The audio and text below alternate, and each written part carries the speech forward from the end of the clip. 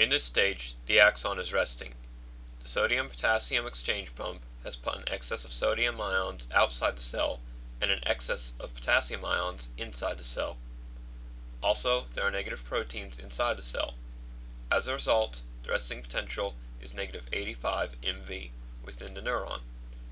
During this time, the channel proteins which conduct of sodium ions and potassium ions are all closed.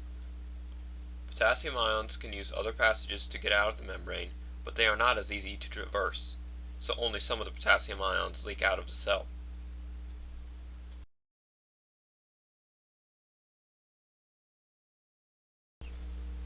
When a stimulus occurs, the channel proteins which conduct sodium open. As a result, sodium ions rush into the cell. They do so because there is an excess of sodium ion concentration outside of the cell. Also, the inside of the cell is more negative than the outside of the cell, so the positive charge on the sodium ions are attracted to the negative charge inside the cell. Eventually, so many sodium ions have gotten into the cell that the inside of the cell is more positive than the outside of the cell, and the potential difference reaches about plus 30 MV. This process is called depolarization. At the peak of depolarization, the potassium channels open. This causes potassium ions to rush out of the cell. Once again, they do this for two reasons. First, the concentration of potassium ions is higher inside the cell, so diffusion acts to even out that concentration.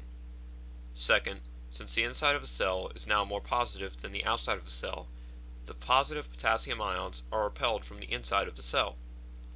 This motion of the potassium ions restores the potential difference to something just slightly more negative than the original negative 85 MV. This is called repolarization.